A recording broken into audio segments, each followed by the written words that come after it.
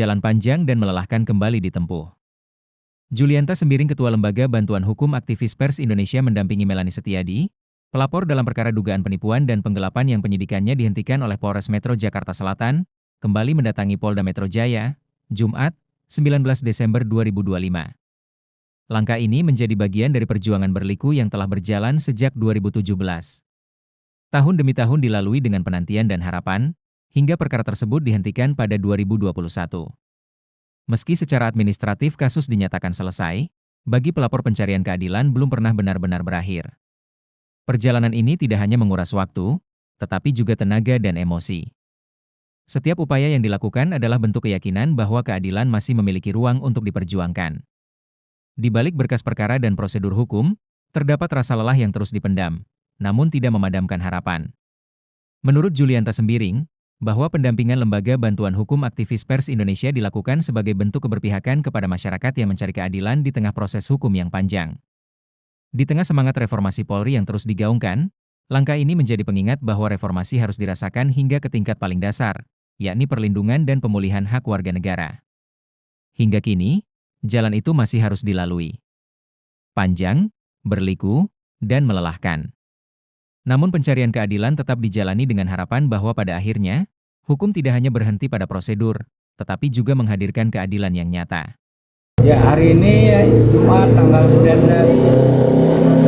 Desember 2025, kami datang kembali ke Wasidik, di mana kami konfirmasi terkait surat kami nomor 121 untuk meminta gelar perkara khusus terkait laporan klien kami dari Polres Jakarta Selatan yang diduga cacat formil dan cacat material.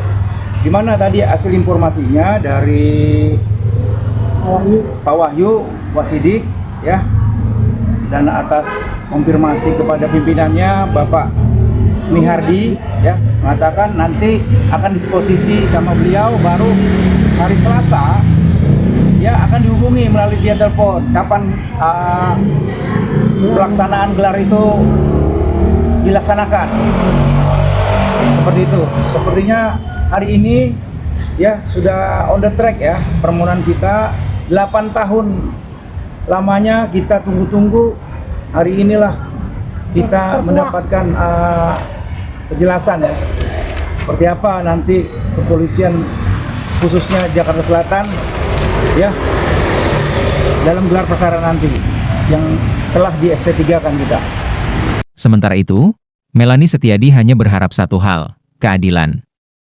Setelah 8 tahun menjalani proses hukum yang melelahkan, ia mengaku lelah, namun belum menyerah. Harapan itu masih ia genggam, meski langkah demi langkah terasa semakin berat, demi keyakinan bahwa keadilan suatu hari akan benar-benar hadir.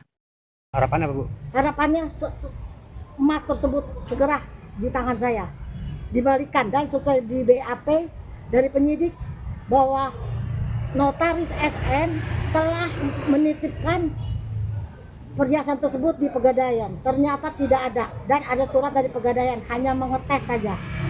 Begitu, terima kasih. Hingga berita ini diturunkan, upaya pencarian keadilan tersebut masih terus berjalan. Di tengah gaung reformasi Polri yang diharapkan mampu memperkuat profesionalisme dan transparansi penegakan hukum, kasus yang dialami Melani Setiadi menjadi potret panjangnya jalan yang harus ditempuh masyarakat kecil untuk memperoleh kepastian hukum.